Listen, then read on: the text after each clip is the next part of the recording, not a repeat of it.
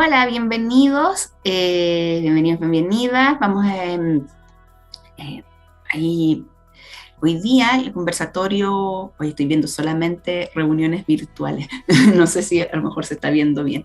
El, Hoy día vamos a dividir la jornada en dos grandes momentos. La primera parte es escuchar las exposiciones. Sé que se conectó Tania Duval y Jazmín, que son estudiantes de educación parvularia, y ellas van a presentarnos la primera experiencia, que es la experiencia de la guaguateca. Luego de eso vamos a pasar a la experiencia que está a cargo de Melipilla, a cargo de Mario Galvez, y finalizaremos con la experiencia de Lo Prado, que va a ser Cristina con Javiera Serrano. La forma de trabajo en esta segunda parte del conversatorio es mostrar la experiencia, tienen aproximadamente 10 minutos para presentarlo. Luego de eso viene la ronda de preguntas que tenga la gente para conocer un poco más la experiencia, y después de eso Alejandra va a dar a conocer algunas ideas fuerzas de esta experiencia, y lo importante es que esta grabación va a quedar, las vamos a transformar a lo mejor en el mediano plazo en breves cápsulas de trabajo para que conozca cada una de las experiencias que nos convocan en el trabajo de contextos no convencionales. Es eso, sin más que agregar. Jazmín y Tania pueden ocupar sus 10 minutos, contarnos de qué se trata esto, y si tienen algún problema con la grabación nos avisan para darles un poco de tiempo para que se puedan conectar bien. Esta Hola, semana, ahí sí, súper. ¿se escucha bien, cierto? Y se escucha bien. ¿Vamos a compartir el PPT? ¿Me escuchamos todos? Sí. Ahí, ya. Muy buenas tardes. Me presento, yo soy Yasmina Aguilar, ella es Antonia Rojas y Beatriz Cáceres. Nosotras somos estudiantes de la UNCE, vamos en segundo año, en tercer semestre. Ingresamos el año 2021 a esta hermosa carrera, Educación Parvularia, y bueno, les vamos a contar nuestra experiencia en Guaguateca. ¿Sí o no? Ya, ¿cómo surge esta experiencia? Primero la práctica. Primero este semestre a nosotros nos toca la práctica de cómo se desenvuelve la educadora de párvulos en contextos diversos, y nos dieron varios contextos en los que podríamos insertarnos. Nos dijeron que podríamos ir a jardín sobre ruedas, aula hospitalaria, colegios politécnicos en donde se enseñara a técnicos sobre la educación parvularia, y guaguateca. Nosotras finalmente elegimos la guaguateca porque a las tres nos interesaba mucho el desarrollo del lenguaje, la literatura, el fomento lector en la educación parvularia, y por eso decidimos insertarnos acá. Antes de entrar teníamos muchos imaginarios con respecto a este espacio. Nos imaginábamos que nos íbamos a encontrar con un montón de niños, que íbamos a estar todos los días con un grupo grande al que le enseñáramos a leer y así. Y también nos imaginábamos, o sea, nos costaba imaginar cómo era la biblioteca. Pensábamos que era un espacio dentro de la biblioteca en el que solo estaba el padre con el niño. No sabíamos cómo nosotras, con nuestra profesión, podíamos insertarnos ahí. Bueno, y eso al final quedaron como imaginarios, porque después nos dimos cuenta de todo lo contrario, y aquí les vamos a contar cómo resolvimos esto imaginario. Continuando con el recorrido, bueno, aquí nosotros le vamos a contar cómo ha sido nuestra experiencia a lo largo de nuestra práctica hasta el día de hoy. Nosotros partimos llegando a la biblioteca, porque la biblioteca es un sector dentro de la biblioteca Pedro Lemebel, que está en Recoleta, y nos encontramos con la educadora Natalia, que es nuestra educadora guía, y ella tenía un calendario de visitas agendadas para ciertos días de nuestra práctica. Y ahí ella nos explicó y nos dimos cuenta también que en este contexto de Guaguateca los niños no van todos los días, de hecho van muy poco, no van casi. Entonces las cosas que se hacen son muy agendadas y bien planificadas. Entonces ella tenía su calendario y nos dijo, ya, vamos a partir. Las primeras 2 días de práctica, ella nos hizo una capacitación Y ahí nosotros también, como que fue, cuando uno piensa en la guaguateca, uno dice, ah, ya, la educadora es que les van a contar un cuento a los niños, y uno piensa en la educadora, el cuento, los niños sentados y escuchando ahí con el cuento al lado, ¿cierto? Sí. Ya la cosa tiene mucho más trabajo por detrás que nosotros no sabíamos, que al llegar ahí descubrimos y quedamos muy como maravillados de cuán riguroso es el trabajo. De todo el trabajo. Entonces ella nos hizo 2 días de capacitación, en donde, igual que nosotros, nos mostró un PPT, con material, con cosas que teníamos que saber, organización del espacio, cómo controlar nuestra voz, nuestro cuerpo, como los tipos de cuentos que existen, porque no es llegar y leer un cuento, sino que hay que saber a qué niño va dirigido, qué quiero enseñar, qué quiero transmitir, cómo se divide el cuento, porque no es aprenderlo o no es llegar y leerlo, sino que uno tiene que saber las partes esenciales. Y de todo eso la doctora nos hizo 2 días de capacitación. Luego de eso ya empezamos con la visita, que ya estaban agendadas, en donde en la primera visita nosotros nos tocó observar solamente a la educadora, haciendo lo que ella ya nos había explicado. Como la parte teórica ya había pasado, ahora vamos ya a lo práctico. En donde veíamos a la educadora cómo se expresaba, cómo ella contaba el cuento, los materiales que utilizaba, los recursos que ocupaba, y nos tocó apoyarla después en la siguiente, porque fue todo muy por etapas.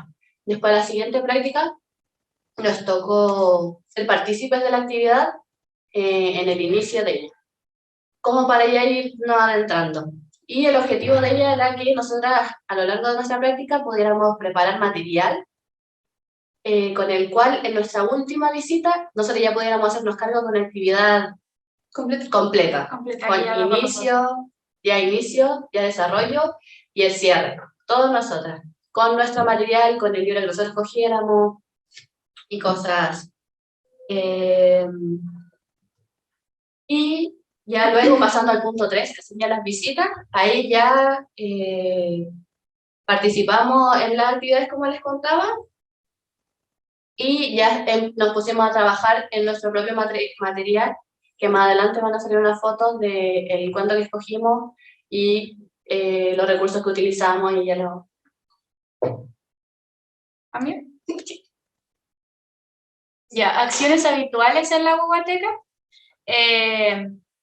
Están las visitas, como habíamos hecho mención hace la nada, en donde van los niños y las niñas de otros centros educacionales, y estas son organizadas, previamente vistas. La educadora se pone en contacto también con el centro y evalúa en qué proceso o momento se encuentran los niños, como para buscar un cuentacuentos adecuado a lo que estén viendo, como para complementar al establecimiento.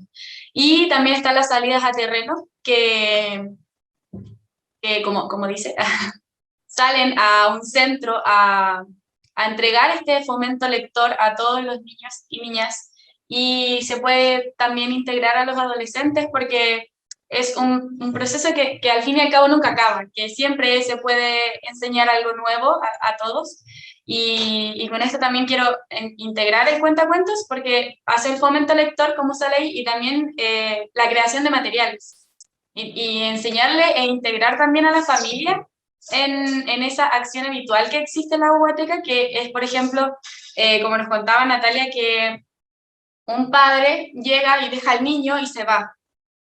Y no es llegar y dejar, o sea, también es integrar a la familia, demostrarle cómo se puede utilizar el texto y enseñarle también a ellos cómo pueden seguir fomentando esta lectura en su casa, tanto para ellos como para sus propios hijos.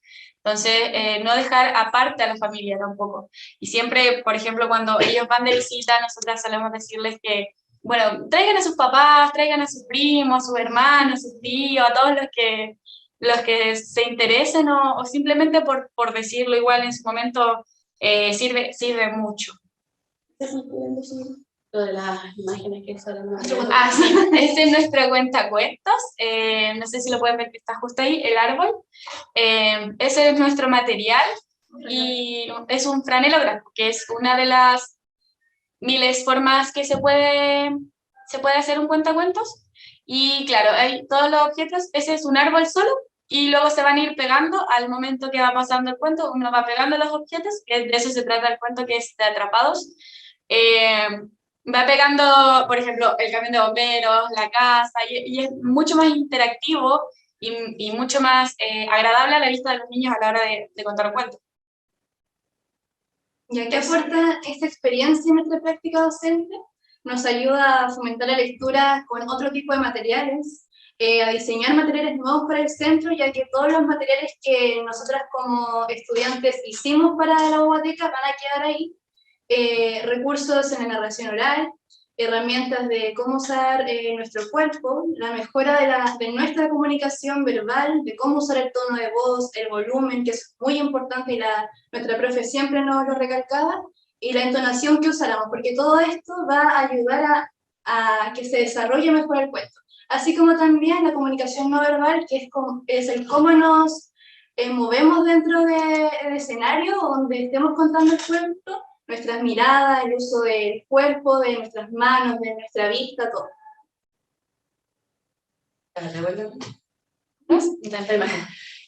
Es que esa es una imagen de otro material que también realizaron nuestras compañeras, que es el teatro de sombras, que también es uno de los recursos que también nos enseñó o aprendimos que se podía utilizar dentro de la biblioteca. ¿Cuáles son los desafíos? Nosotras quisimos como poner en contexto a las educadoras en un establecimiento convencional y en uno no convencional, en este caso que es la biblioteca. Uno de los desafíos, claro, es la evaluación. Si bien en los establecimientos convencionales se necesita la evaluación, ver en qué momento están, cómo están, en la biblioteca no es tan así, porque como les explicábamos, no es una visita constante, ni tampoco se puede asegurar que sea semanal, mensual, inclusive anual. Entonces, aquí la evaluación es en el instante.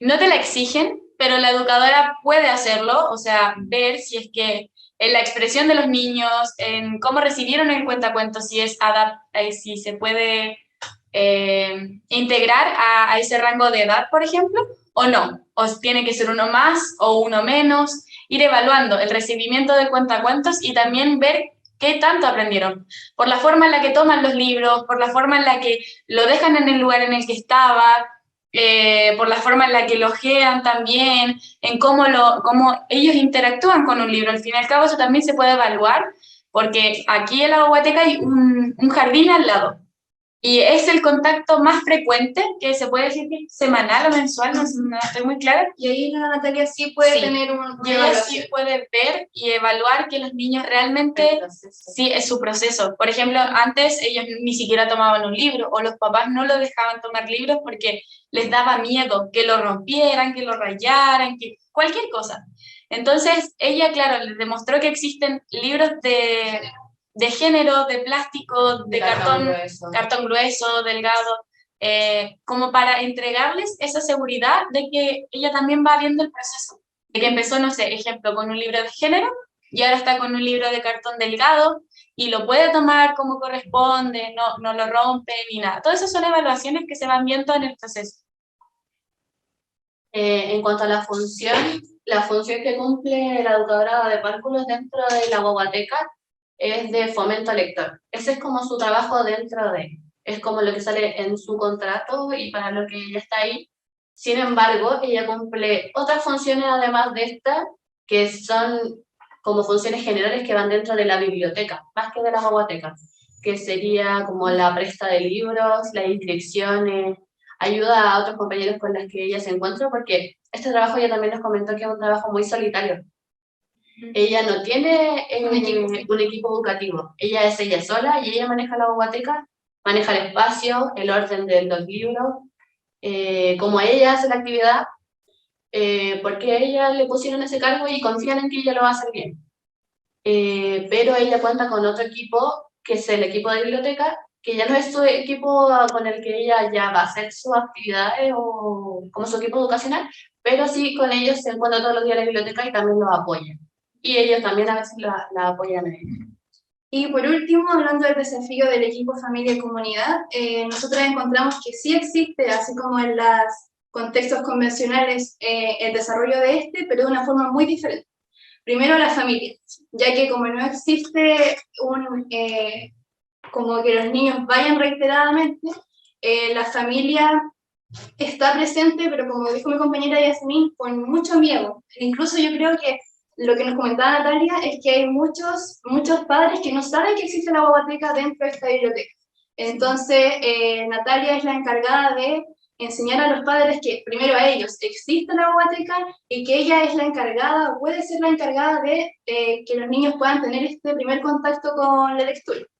Y hablando del equipo, como mencionó Antonia, ella trabaja sola, pero existe este equipo dentro de la biblioteca que es multidisciplinar, que hay 2 bibliotecólogas, sociólogos, profesores de lenguaje, que le pueden ayudar, pero en temas muy superficiales, como cuando ella tiene que ir a un centro, le ayudan a llevar las cosas, si es que hacer algún cierre, alguna conclusión, pero ella trabaja sola. Ella es la única profesional que puede ejercer Es la única profesional que sabe sobre primera infancia, entonces eso hay que dejarlo bien claro. Pero sí existe un equipo, familia y comunidad. Eso, ¿no? Que esa es nuestra presentación. No sé si hay alguna pregunta, alguna duda. Jazmín, chiquillas, ya. Ahora pasamos a la segunda parte, porque las preguntas vienen después de dar toda la bola. Muchas gracias. Entonces, gracias a ustedes. Escuchemos la siguiente ponencia que responde a Educación Rural en Melipilla, a cargo de Marjorie Galvez. Así que Marjorie, tu espacio. Muchas gracias, voy a compartir pantalla. Muy buenas tardes, mi nombre es Marjorie Galvez Paredes, actualmente asesora técnico-pedagógica de la Dirección de Infancia de la Cormumel, que es la Corporación de Educación Municipal de Melipilla, educadora de párvulos UMCE de base también, y hoy vamos a presentar las experiencias educativas rurales de la comuna de Melipilla específicamente para que comencemos a conocer estas realidades alternativas que existen fuera de la macrozona de Santiago. Principalmente en este sentido de cómo surge esta experiencia, tenemos un poco de contexto, donde si ven en el mapa nosotros tenemos 6 grandes macrozonas dentro de la comuna de Melipilla. Ese mapa es solo Melipilla, para que se hagan una idea de la magnitud que nosotros tenemos a nivel poblacional. Y en estas macrozonas tenemos zonas muy rurales y zonas rurales urbanas, para que tengan en consideración este proceso. Actualmente nosotros contamos con 13 unidades educativas de salas cuna y jardines infantiles, las cuales 7 están dentro de la zona urbana rural y 6 dentro de la zona rural. Consideremos que estas distancias, para poder hacernos una idea, están consideradas que desde el centro a 50 kilómetros es el jardín infantil más lejos que tenemos y sigue siendo de nuestra comuna, que es casi ir un viaje de aquí a Santiago Centro. Y por otro lado, dentro de lo que es escuela básica y media, tenemos 26 establecimientos educativos, que son 2 liceos educativos solo con enseñanza media y 24 que son de nivel básico. Entre ellos está también la educación de adultos y la educación para necesidades educativas especiales principalmente. Frente a esto, nosotros basamos nuestra experiencia en 4 ejes principales, que el primero está basado en la diversidad y la pertenencia. ¿Por qué desde aquí? Porque dentro de las zonas rurales se vive mucho el proceso del rescate patrimonial y las raíces de las personas, y desde ahí este rescate de la diversidad y la pertenencia cultural, que va plasmando y va también traspasando de generación en generación todas las visiones educativas que nosotras queremos para los niños y las niñas dentro de la comuna. Por otro lado, el eje de la sustentabilidad también acá se da muchísimo en cada proyecto educativo institucional, visualizando que lo sustentable es lo que nosotros apuntamos, basado también en la Agenda 2030. Por otro lado, el eje de la calidad, que tiene que ver con esta inserción familiar, de cómo nosotros vamos considerando a la familia como una parte principal del proceso educativo. Y finalmente la participación, donde esperamos que niñas, niños y adolescentes puedan ser partícipes de todos los procesos y también las decisiones pedagógicas y comunitarias que se vayan dando en toda esta vuelta. Entonces no consideramos solo un eje central, sino que consideramos toda una base sustancial que va a promover aprendizajes de calidad. Como ustedes pueden ver en las imágenes, vamos viendo procesos transitorios de trayectoria tanto desde el jardín infantil y la sala cuna, hasta los niveles de educación media, donde apuntamos y relevamos la educación comunitaria y esta educación que se co-construye junto con las familias, los docentes y la comunidad. Entonces no es un proceso vertical el que nosotros proponemos acá, sino que es esta instancia del compartir y del construir en conjunto. Por otro lado, cuando nosotras nos vamos preguntando específicamente qué acciones realizamos habitualmente en este territorio y en este contexto, tenemos 5 ejes claves que queremos presentar, los cuales se basan primero en innovaciones pedagógicas que hemos propuesto como institución, a través de tener una o un encargado de convivencia y bienestar integral en cada uno de los establecimientos. Esta persona es escogida democráticamente en cada unidad y va plasmando todo este proceso de cómo vivir sanamente y del buen convivir. Establecer relaciones positivas con niños, niñas y adolescentes, cómo vamos relevando, cómo trabajamos con centros de estudiantes también en los niveles superiores y cómo generamos cabildos infantiles para que los niños y las niñas también tengan voz y voto en los procesos que implementamos. Por otro lado, desde este año, como ya hemos instalado un proyecto educativo basado en la perspectiva de género, también hemos incluido referentes de género en cada una de nuestras unidades educativas. Esto viene también a postular y a unarse un poco al criterio ministerial que establece la educación no sexista y la perspectiva de género como base sustancial del proceso educativo. Por ende, acá con estos referentes y referentas de género trabajamos desde la base curricular de cómo llevar esta perspectiva al aula y de cómo también hacer este paso transitorio y de trayectoria con todos los estudiantes. Después tenemos el proyecto de articulación educativa, que es un proyecto basado en cómo nosotras visualizamos el paso desde los 85 días de nacido que nosotras recibimos hasta que cumple los 18 años y cómo esta articulación se va dando y visualizando también que la educación parvularia tiene un enfoque de currículum basado en el juego, pero que se va perdiendo normalmente en el sistema escolar. Este proyecto lo que busca es que esto no se pierda, que veamos el proceso articulatorio, que vayamos estableciendo ciertos lineamientos con las y los docentes, con las comunidades, y para eso hay una profesional encargada que visualiza todas estas problemáticas y las va tabulando para poder avanzar. Luego tenemos los proyectos de sustentabilidad que específicamente nosotras basamos en estos centros educativos que transforman realidades. Cómo la sustentabilidad basada en este proyecto de la Agenda 2030 se plasma a nivel curricular y educativo y va avanzando para que niños, niñas y adolescentes construyan y se hagan conscientes de esta idea. Y por último, el proyecto patrimonial, que se basa en este proceso de rescate material e inmaterial, para así revelar todas las tradiciones y la cultura que hay en esta zona, vinculada también a esta propuesta que se basa desde la perspectiva de género, el territorio y principalmente cómo vamos descentralizando los procesos. Entonces acá ustedes pueden ver que la educación se basa y se guía no solamente de un punto de vista, sino que son puntos de vista que se construyen en conjunto y que las comunidades participan. Entonces acá tenemos desde el ciclo de educación parvularia hasta la reinserción educativa de los ciclos de educación para adultos, lo cual nos muestra que también las posibilidades de trabajar en comunidad van mucho más allá de una centralización territorial como tal. Así, por otro lado, tenemos que, ¿cómo aportamos nosotros entonces a esta práctica docente? Principalmente vamos a establecer 3 procesos clave, que son nuestros procesos de concentración, que tienen que ver con el cómo los servicios, tales como la propuesta social que nosotros podemos entregar, la economía base, que tiene que ver con la regulación de desarrollo y entrega monetaria a los establecimientos, y la educación van a darnos pie para mostrar la desigualdad que existe en el acceso hoy. Eso nosotros podemos visualizarlo en estas prácticas docentes, de cómo ver que este proceso de descentralización puede ir avanzando para mostrar todas las falencias que tiene el sistema. Desde aquí, ¿qué proponemos para una práctica efectiva? La apertura territorial y establecer el acceso como un foco específico para el trabajo. Entonces plasmamos también que el proceso de colaboración tiene que servir para la formación de capital humano en 4 ejes principales. Estos se van a basar siempre en la equidad, que vamos a ir viendo el avance sustancial en la igualdad de oportunidades, considerando que las zonas rurales, al no estar insertas en la macrozona centro, digamos, de capital, está bien alejada de estas realidades sociales y educativas que se pueden plasmar. Tenemos el proceso de lugaridad, que tiene que ver con el cómo nosotras creamos espacios vinculantes para que niños, niñas y adolescentes se sientan parte y pertenecientes también a un proceso educativo que tome su contexto.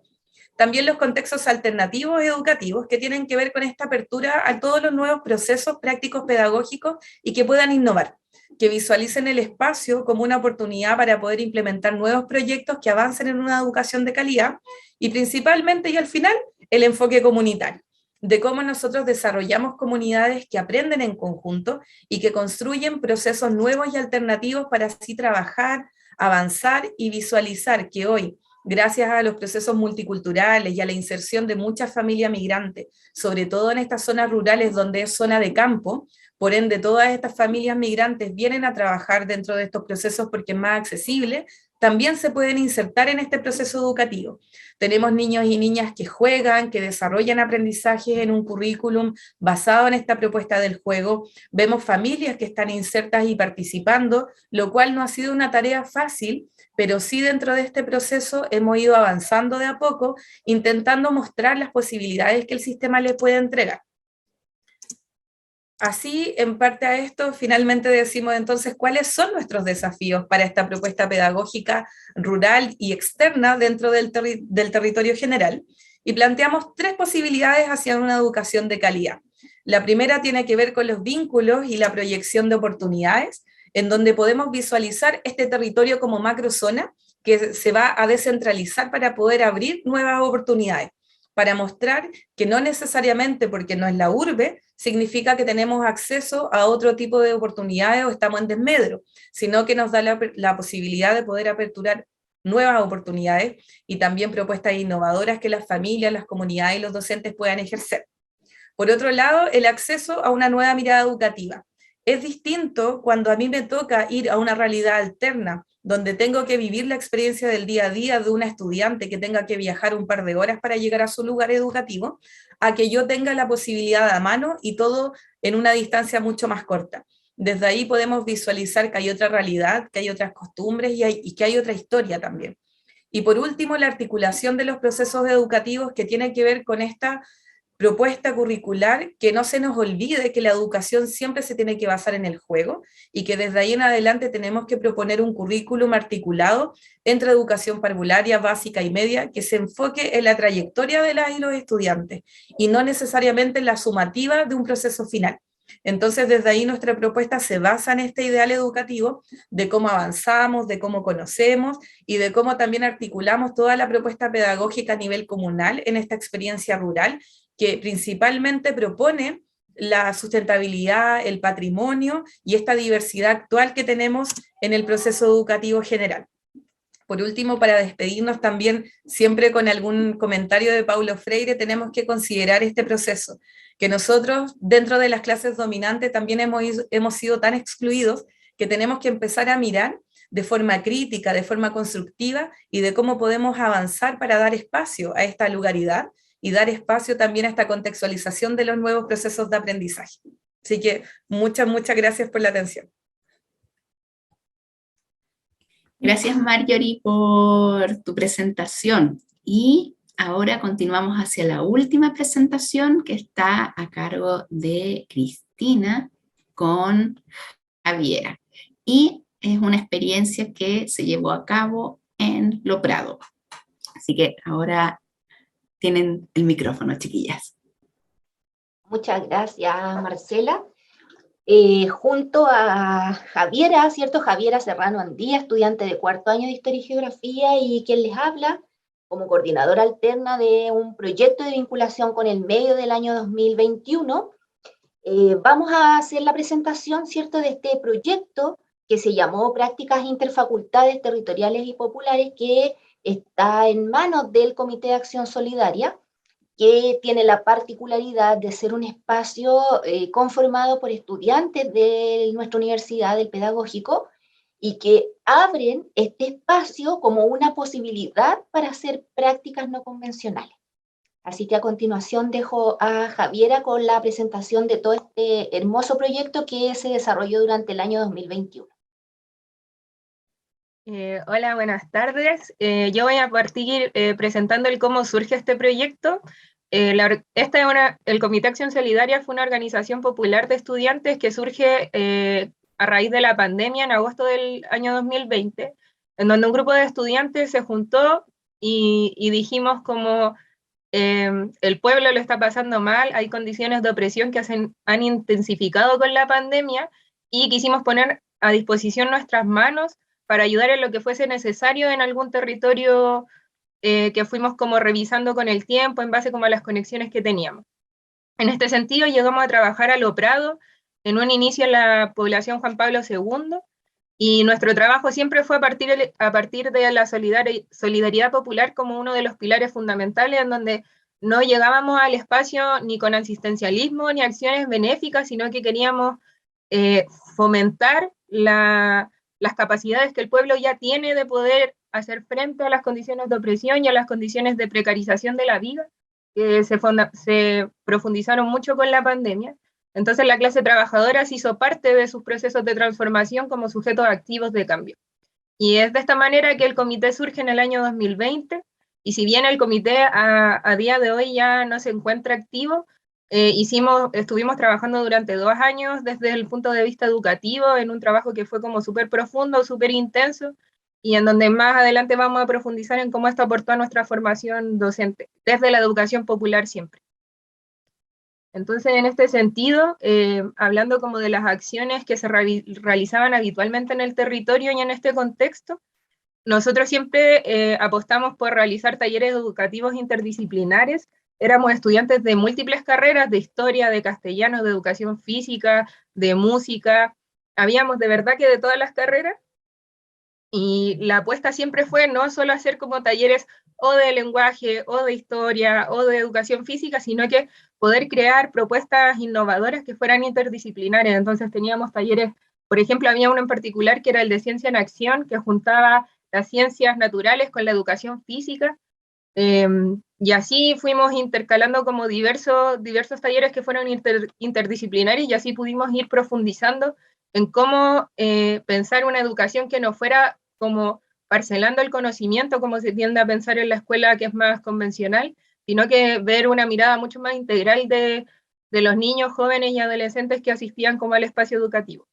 También realizábamos actividades de vinculación territorial, porque como éramos una organización popular que apostaba por la educación, de todas formas teníamos que vincularnos territorialmente con las familias, con el territorio, con los diversos sujetos que también estaban en las poblaciones en las que trabajamos. Entonces eso también fue una parte súper fundamental de nuestro trabajo, y de hecho la organización en sí misma se dividía en estos sentidos, en unas personas que se encargaban de organizar todo el trabajo educativo, y por otra parte personas que se encargaban también de organizar el trabajo que era más territorial.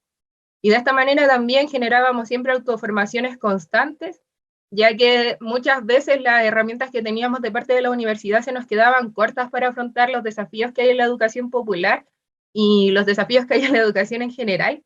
Entonces teníamos autoformaciones que iban desde los elementos educativos de cómo planificar, cómo llevar adelante una clase, cómo tener un manejo de grupo, pero también autoformaciones desde el punto de vista de relevar el rol político docente, de conocer la historia de la docencia en nuestro territorio, para así también encontrarle un valor mucho más profundo a lo que estábamos realizando en el territorio.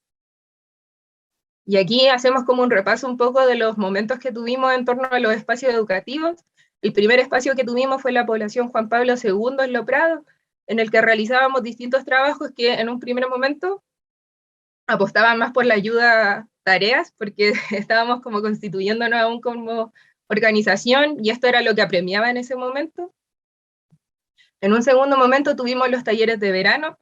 Esto ya los realizamos en otra población, en donde nos pudieron prestar una sede social, entonces pudimos tener ya un espacio físico mucho más constante, con muchas mejores condiciones, y aquí realizamos estos talleres de verano que fueron también interdisciplinares, juntamos la música con la educación física, con las ciencias, con lenguaje, historia, todo así como en un entramado, y en este momento lo dividimos más por edades, los talleres.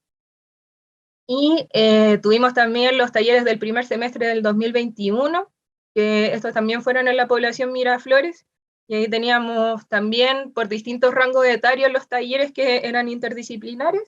Y por último también alcanzamos a hacer los talleres del segundo semestre del 2021, que también ahí fue donde pudimos ya llevar adelante el proyecto de las prácticas, y ahí pudieron participar personas de distintas carreras y también en distintos momentos de las prácticas, desde las prácticas iniciales hasta ya personas que incluso fueron a trabajar como problemáticas de tesis. Aquí no sé si va la profe Cristina o sigo yo. Tú, Javi. Ah, ya. Bueno, y como algo fundamental de esta experiencia es el que nos aporta entonces a la práctica docente. Bueno, como ya he mencionado harto, hubo un trabajo interdisciplinario que nos ponía como desafío el no pensarnos en solo nuestra área de estudio, sino que poder abrir nuestra mirada y ver cómo las distintas disciplinas se podían ir agarrando de la manito y poder generar un trabajo que fuese mucho más interesante también para las niñas y los adolescentes, y también en el que pudiésemos utilizar el poco tiempo que teníamos también en el territorio, pero de manera súper profunda para cada disciplina. También, como decía, hay una autoformación que fue constante en torno a elementos educativos de cómo planificar, cómo sostener un espacio educativo como en todas sus responsabilidades, en cómo comunicarnos con las familias, cómo sostener estos vínculos constantes, cómo generar vínculos también con los estudiantes.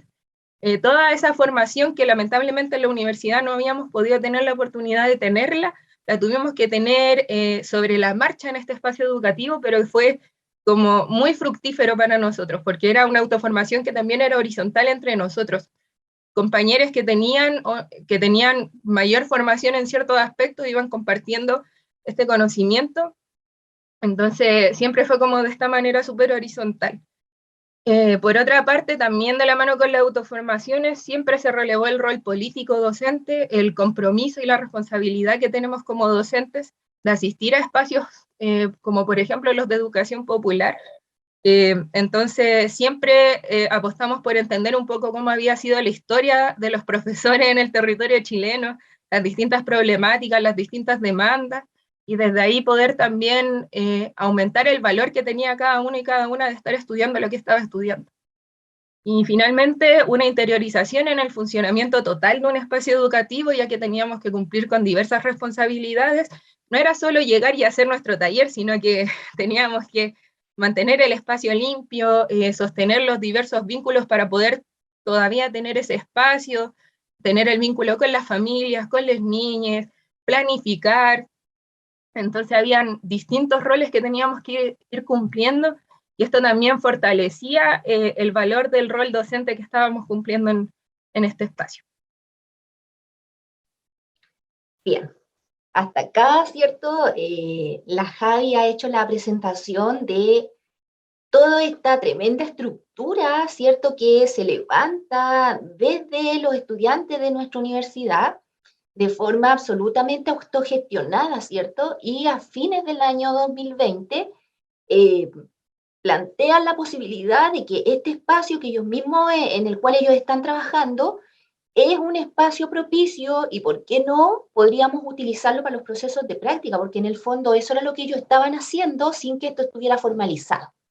En ese contexto, entonces, nosotros armamos un proyecto, ahí es donde se contactan con nosotros, en este caso 3 profesoras que trabajamos con ellos, Verónica Saldías de Básica, Leticia Monsalve de Básica y quien les habla, ¿cierto?, de Historia y Geografía.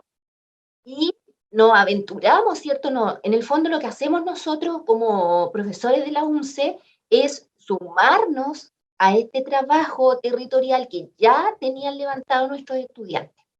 Entonces, al hacer el balance de lo que fue esta experiencia del año 2021, ¿cierto?, me corresponde presentar cuáles fueron las oportunidades y los desafíos que nos deja esta experiencia desde el punto de vista de la práctica. Desde el punto de vista de las oportunidades, ¿cierto?, es un espacio absolutamente no convencional, tanto así que se escapa a los parámetros, ¿cierto?, que nosotros habitualmente estamos acostumbrados para estos procesos, porque aquí no hay profe guías, por ejemplo. Los horarios también no responden a lo tradicional. El trabajo de los chiquillos, aquí la Javi lo mencionó a la rápida, ¿cierto? Los tiempos son absolutamente fuera de lo normal. Si había que juntarse en la tarde-noche, ahí tenían las reuniones, el trabajo eran los días sábados, no existían feriados, por ejemplo, porque ahí se hacían actividades. Entonces, realmente es un trabajo de tremendo compromiso por parte de ellos. Otra oportunidad, distintas carreras y facultades. Y por si eso fuera poco, distintos niveles de práctica. Porque los estudiantes que estaban trabajando en este proceso, ¿cierto? No estaban todos dentro del mismo año.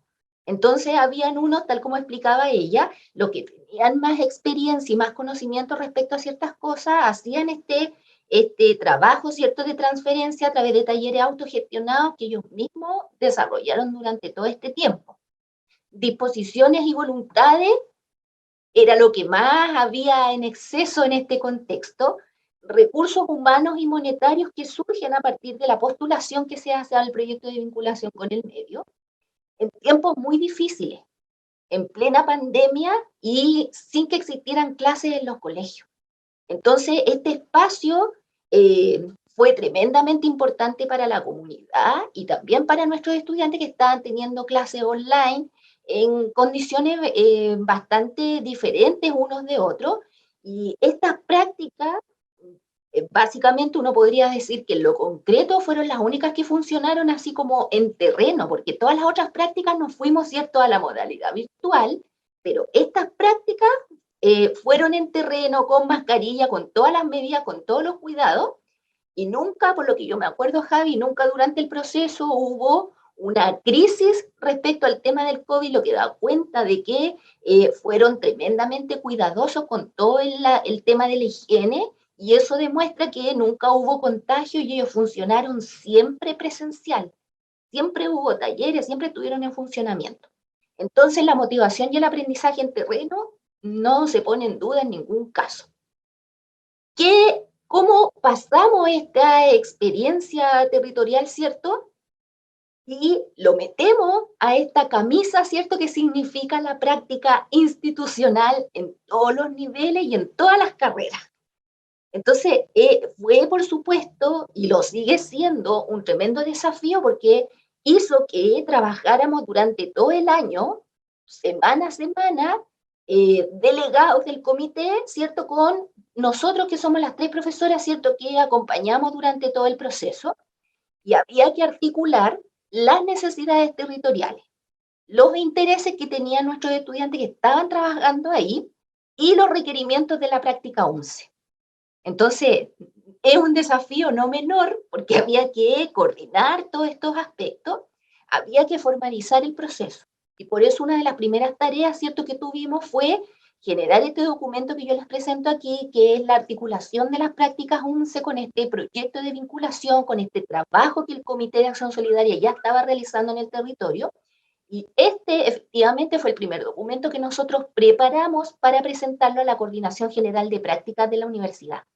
Y ahí es donde se empieza a gestar, ¿cierto?, todo este proceso, donde empezamos a difundir que existía este espacio de práctica, que por cierto presentó algunos baches en términos de justamente lo que me estaba preguntando un profesor acá que está presente y que tiene que ver con la existencia de profesores y guías, por ejemplo, en el territorio. ¿Quién evalúa a estos estudiantes? Entonces, esta experiencia de práctica convencional nos abre a un espacio que, insisto, es no convencional con todas sus letras y en mayúscula, porque escapa a todo lo que nosotros estamos acostumbrados, o sea, absolutamente como al tema institucional. Funciona súper bien igual, pero no responde a una jerarquía, no hay una persona que esté a cargo, no hay alguien que mande, tiene otra lógica y otra organización. Entonces, desde la universidad, ¿cierto?, los profesores que acompañamos este proceso, tuvimos la tarea de trabajar en conjunto con los chiquillos, ¿cierto?, formalizar este proceso, hacerle un espacio apto para las prácticas, y eso implicó hacer este documento, trabajar en protocolos de funcionamiento, trabajar en documentos que certificaran y evidenciaran el trabajo. Ordenamos todo el proceso de sistematización de todo lo que se estaba haciendo. Se hacían muchas cosas y había que ordenar eso, ¿cierto?, que diera cuenta realmente del trabajo que hacían. Ajustar las pautas, ajustar las evaluaciones y también responder a la necesidad de talleres de formación que aunque en muchos casos lo hacían entre ellos, también necesitaban el apoyo de nosotros porque habían cosas, ¿cierto?, que escapaban a lo que entre ellos se podrían compartir, ¿cierto?, como estudiantes que eran de cursos superiores en relación a otros que iban en los cursos más chicos, ¿ya?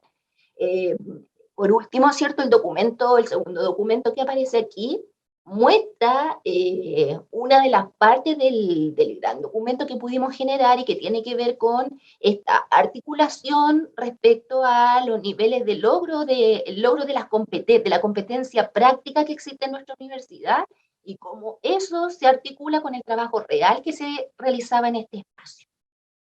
Finalmente, nosotras hemos determinado, ¿cierto?, en la última diapo, Javi, la que sigue, terminar con esto. ¿Qué aprendizaje nos deja esta experiencia? Entonces, en primer lugar, decir que cobra mucha relevancia la mantención autogestionada de un espacio educativo. Y de eso dan cuenta, ¿cierto?, nuestros estudiantes que participaron de este proceso y que están repartidos por todas las facultades y por todas las carreras de la universidad y en diferentes niveles. El compromiso territorial en espacios de educación popular, ¿cierto?, es una instancia que está presente, en la que participan nuestros estudiantes. Incluso muchos de ellos, y esta misma organización, ¿cierto?, mantiene vínculos con otras universidades, con otras carreras de formación de pedagogía. Entonces ahí también se pueden generar vínculos muy importantes y se generan vínculos, ¿cierto?, que son tremendamente relevantes y que es importante rescatar. La responsabilidad de una formación y la participación en un espacio autogestionado lo pudieron poner a prueba y dieron cuenta de que no necesariamente tiene que estar ahí el docente, ya no tiene que estar ahí un inspector, no tiene que estar necesariamente la estructura escolar para que ellos puedan responder y para que puedan, ¿cierto?, desarrollar un proceso de práctica que surge desde su propio compromiso con la formación profesional. Y finalmente, y que tiene que ver mucho con el sello de esta organización, así como muchas que existen en nuestra universidad, es responder a un desafío que existe hoy en día a nivel nacional, donde aquí, cierto, claramente la Javi nos otorga este dato importante, hay un aumento significativo e histórico respecto a los campamentos y las tomas de terreno en este momento. Entonces, el rol de la educación popular en estos espacios cobra una relevancia fundamental y por eso que no nos debemos cerrar a considerar estos espacios dentro de las prácticas no convencionales, más aún considerando nuestro rol como universidad pública. Y esa instancia, ¿cierto? Y ese sello, nuestros estudiantes lo tienen marcado a fuego y eso es muy importante que lo podamos relevar y por eso la importancia también de un conversatorio de este tipo que muestra experiencias que son tan importantes, tan significativas y tan diversas. Así que muchas gracias por la invitación. Gracias, Cristina. Gracias, Javiera, por la última presentación. Bueno, aquí ahora, si hay algunas preguntas, yo me imagino que César debe tener algunas preguntas. Y también lo interesante sería de que también las ideas que puedan compartir las mismas experiencias, podamos levantarlas. Y te cedo aquí la palabra, César, porque sé que tienes una pregunta. Hola, gracias. Oye, disculpen que llegué tarde, venía de otra reunión, pero las hice por interno, Marcela, y ya me respondió. Gracias, Marjorie, acerca de la... Y la Cristina también me estaba respondiendo junto con Javier ahí. Así que nada, no alcanzaba la primera presentación, pero supongo que en la guaguateca no tendremos mucha posibilidad los profes de educación física, así que no sé, no alcancé a ver eso. Pero eventualmente si pudieran responderme si hay cabida, por ejemplo, para prácticas de educación física o de profesores o profesoras en formación de educación física en ese ámbito, y con quién hay que contactarse, etc.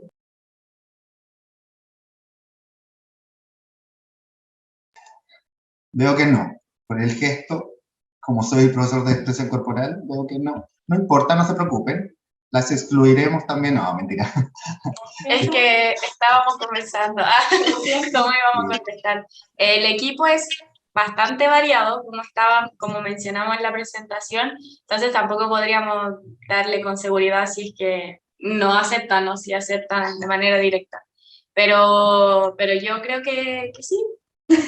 Al menos para ir a realizar actividades, yo creo que está la posibilidad, pero igual se tiene que... Mediar para el educador. Sí, siempre está la Claro. educadora. Ya, No. les comento eso porque en nuestra carrera, para que sepan los demás también, hay una práctica en primera infancia. O sea, dentro de la línea de práctica, la segunda práctica que tenemos en la carrera de educación física es en primera infancia. Y es para el trabajo desde jardines infantiles hasta cuarto básico. O sea, para trabajar en toda esa rango etario. Y hay estudiantes que a veces se interesan por el trabajo en jardines infantiles, ¿ya? Pero generalmente son, claro, los niveles mucho más grandes a los que las educadoras de párvulos les permitan realizar estas prácticas a los estudiantes. Pero me llamaba la atención por este nombre, quizás son más chiquititos, más chiquititas los atendidos en este curso, ¿no? No necesariamente. Medio mayor, medio menor, pero se puede aplazar hasta quinto básico. Ah, ya, es la misma dinámica. Ah, ya, genial. Entonces no habría problema, porque ellos ya han hecho práctica en ese nivel. Ya, genial. Sí, debo decir que la guaguateca, la experiencia guaguateca todavía sigue siendo una experiencia que responde más a la carrera de educación parvularia, más que a la mirada que hemos ido instalando desde la coordinación de práctica. Entonces, claro que puede ser un desafío para nosotros empezar a vincular experiencias como guaguateca para otras carreras que estén trabajando con los niveles más relacionados a primera infancia. Entonces, ese puede ser un desafío para nosotros.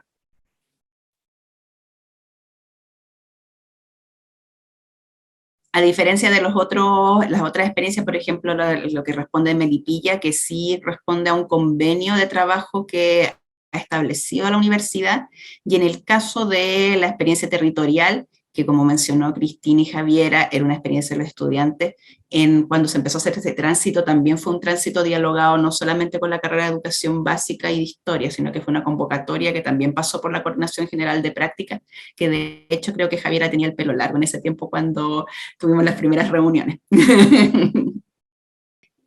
Marjorie y a lo mejor Cristina podrían quizás responder las dos últimas dudas que tenía Jorge, ¿les parece? Marcela, muchas gracias. Mira, principalmente ante la inquietud de César, si bien también la resolvimos de manera interna, es buena siempre exponerla. Acá nosotras tenemos las prácticas abiertas desde la sala cuna menor hasta los niveles medios y ya después abordamos transiciones, ciclo básico y ciclo medio. Entonces, para nosotras como institución es súper importante aperturar este proceso para que más estudiantes puedan venir, puedan conocer y podamos aportar también dentro de estas miradas profesionales. Y también, si esto lo unimos a lo que planteaba Jorge, es descentralizar el proceso educativo. Estamos muy acostumbrados a la macrozona central de lo que tenemos en Santiago, y desde ahí nos cuesta un poco salir de esta zona de comodidad y de visualizar que hay otros procesos, que hay otros espacios, y que también tienen que tener la misma igualdad de oportunidades para poder avanzar. Y desde ahí también a nosotras nos toca un poco en la fibra desde la experiencia, y se los hablo también como estudiante de provincia que tuvo que viajar muchos años a estudiar a Santiago.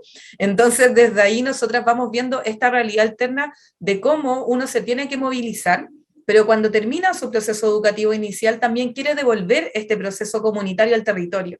Por lo mismo también yo estoy aquí hoy, entonces yo me devolví a mi territorio para poder aportar profesionalmente, y es lo que le mostramos a los estudiantes en práctica. Hoy día les comentaba a las profesoras que tenemos 4 estudiantes de educación parvularia de práctica intermedia de tercer semestre en uno de nuestros centros educativos medianamente rurales. Estamos hablando de aproximadamente unos 30 kilómetros del centro de Melipilla. Entonces las chicas al principio mostraban este temor, esta idea de es que queda muy lejos, es que cómo vamos a salir de Santiago. Finalmente con la coordinadora de prácticas del Departamento de Educación Parvularia hicimos varias videollamadas con las estudiantes también para mostrarles esta posibilidad y dar como la mirada al revés, como ellas desde la macrozona central podían también movilizarse a un territorio alternativo más rural y podían tener una experiencia que quizás en otro momento de su vida no van a volver a tener. Entonces, esta apertura de mirada y de posibilidades que te da un entorno diferente, una cultura y una propuesta educativa, que también dentro de los programas que hemos presentado entre ayer y hoy día yo creo que somos lo más convencional dentro de lo no convencional. Sin embargo, también estamos dentro de una reestructura pedagógica a nivel comunal, con una nueva mirada política, cultural y social, donde intentamos abordar este proceso de una forma mucho más global y centrado también en el contexto. Entonces eso es lo que planteamos ahora, es lo que también queremos relevar y responde también a Jorge y a César, de que la idea es aperturar este territorio y descentralizar estos procesos que normalmente se han visto desde este centro del poder y de donde la política también nace para poder establecer una oportunidad igualitaria para todas y todos los estudiantes que quieran venir. Así que nosotras felices de poder recibirlos acá y también otorgando todas las facilidades para que puedan acceder a estas prácticas.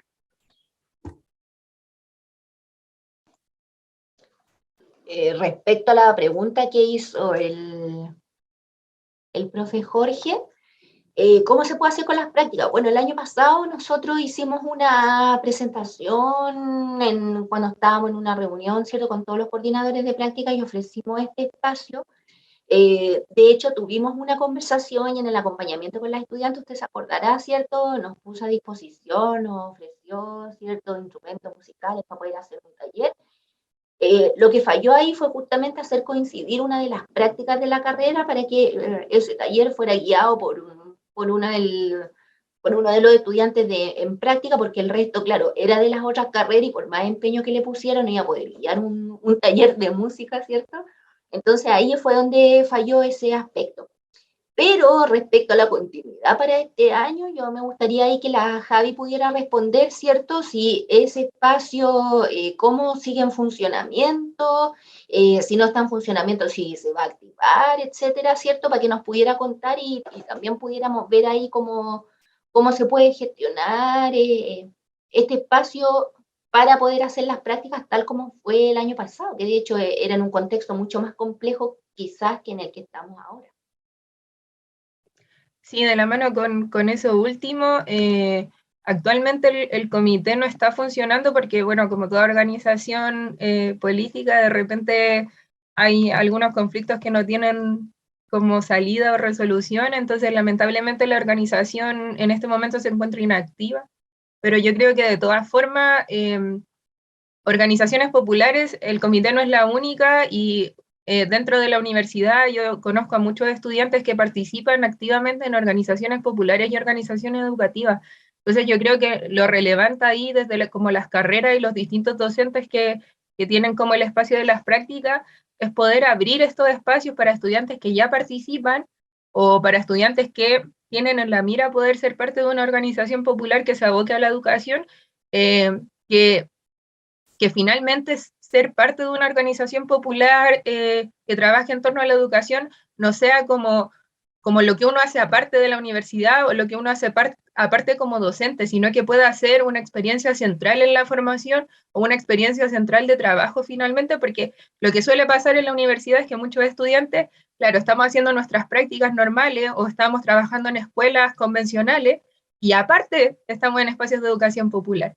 Entonces, poder llevar estos espacios de educación popular a algo central en nuestra formación docente, yo creo que es súper relevante y que esos espacios se abran en los ramos que son de práctica para los estudiantes que ya son partícipes o quieren participar en espacios de organización popular. Yo creo que ese es como un poco el camino y que los chiquillos también puedan decir, ya, yo estoy en un espacio de organización popular y finalmente puedo aquí hacer mi proceso de práctica. Entonces, creo que eso es como súper relevante. Pero actualmente el comité en particular ya no está funcionando, pero creemos que igual era importante como abrirlo aquí por esto mismo que yo les decía, de que finalmente la educación popular también puede ser un eje central en la formación de una universidad pública, como decía la profe Cristina. Muchas gracias, Javiera. Bueno, y en honor al tiempo, ahora vamos a hacer una síntesis que la va a llevar Alejandra con las ideas fuerzas y para poder cerrar este primer encuentro que hacemos, este primer conversatorio, que yo creo que vamos a llevarnos muchas cosas buenas para pensar y tenerlas presentes y cómo a lo mejor también divulgar de mejor manera todas las experiencias que han pasado, porque aquí yo creo que ninguna experiencia es más o menos diferente, o sea, todas tienen un aporte que la universidad también tiene que pensar cómo responder a estas instancias. Entonces, Alejandra, el micrófono es todo tuyo. Gracias, Marcela. Bueno, Antes de todo, agradecer a cada una y cada uno de los participantes hoy, particularmente a quienes presentaron sus realidades y que nos aportan de manera tremendamente constructiva en nuestros procesos. Hice como una organización en relación a ideas para relevar. En relación a la guaguateca, primero plantean que es una experiencia que ayuda a la construcción del proceso identitario de ellas como estudiantes de educación parvularia, que es tremendamente importante, están en los inicios de su proceso de formación, por lo tanto es un momento imprescindible en el desarrollo de su identidad y en la construcción de esta. También esta práctica les permite a ellas identificar cuáles son sus imaginarios en relación a lo que ocurre en este espacio educativo y cómo se tensiona en relación a las vivencias que ellas van experimentando en ese paso práctico. Otro elemento que sostienen tiene que ver con cómo se ve y se potencia la validación de las familias como parte fundamental en el proceso de construcción de los aprendizajes de los niños y de las niñas. Y finalmente destacar que es un espacio donde se fomenta la lectura desde los primeros años y que además mejora el plano comunicativo no solo de los niños y niñas que asisten a ese espacio, sino que también el de sus propias familias y el de ellas también como estudiantes en formación, como educadoras ya prontas, educadoras de párvulo. En relación a las experiencias educativas rurales en la comuna de Melipilla, plantean como bases para promover una educación de calidad algunos aspectos importantes. Me llama la atención cuando plantean el apuntar a una trayectoria educativa desde el rescate cultural y acompañado siempre por las familias. Creo que es la única forma de hacer un rescate desde la propia cultura, ¿no? Incorporando a las familias. Niños y niñas, adolescentes y jóvenes son parte del proceso y las acciones que ellas plantean o se llevan a cabo están articuladas desde una perspectiva de género, de territorio y descentralización. Hay una comunidad activa que participa con igualdad de oportunidades. Importante ese aspecto. En relación al Comité de Acción Solidaria en Lo Prado, con las prácticas interfacultades territoriales y populares, es una organización de carácter popular que nace de las y los estudiantes. Creo que es el aspecto más relevante que tiene esta presentación que ellas realizan con Cristina, Javiera y Cristina. Hacen frente a la precarización que se evidenció profundamente en pandemia y de la cual todos y todas aquí presentes nos dimos cuenta, ¿no es cierto? Se plantean acciones desde una educación popular, a la que no tenemos acceso en el proceso formativo de nuestra universidad. Entonces también ahí hay un tema súper relevante con todo lo que tiene que ver la interdisciplina, una mirada desde todo lo que tiene que ver con las intenciones que ellos tienen, pero que van vinculadas también desde lo que es el proceso pedagógico, y cómo se vincula también y cómo se integran los distintos territorios. También hay una autoformación constante, que lo encontré maravilloso, desde los aspectos pedagógicos y el rol político docente. Ahí yo quisiera decir que tenemos no solamente un rol pedagógico político, sino que somos seres políticos y sociales. Entonces la política es parte de nuestro contexto constante, ¿no? Desde la tutoría, importante, ¿no? Es un espacio fuera del marco acostumbrado en estos espacios formales en los que se visualizan las prácticas. Por lo tanto, aquí se generó una ruptura, no fue solo una tensión, sino que hubo una ruptura evidente en qué pasaría en estos espacios para realizar pasos prácticos. Se unen distintas carreras, facultades y distintos niveles de práctica, y me pareció maravilloso el desafío, ¿no es cierto?, de insertar este espacio en la institucionalidad de los procesos de práctica en la universidad, que suena complejo, pero es tremendamente accesible. Así que agradecidas como coordinación de práctica de las presentaciones en este compensatorio. Creo que es el inicio, esta es la segunda parte, ¿no? Pero es el inicio, creo que, de grandes posibilidades de conocimiento de lo que se vivencian en los distintos espacios, ya sea por parte de los estudiantes, de quienes forman y conforman parte de los estamentos en las distintas unidades educativas, o organizaciones a nivel más bien gubernamental o espacios de gobiernos locales, y también desde las tutorías desde el espacio universitario. Esos serían los aspectos que relevaríamos, Marcela. Gracias, Alejandra. Y con esto damos por cerrada la actividad de la jornada de hoy. Vamos a hacer de esto, vamos a transformarlos en cápsulas. Las cápsulas vamos a compartirlas también con las carreras para que cada carrera opte a profundizar los espacios y esperemos que la vinculación siga mejorando. Es eso.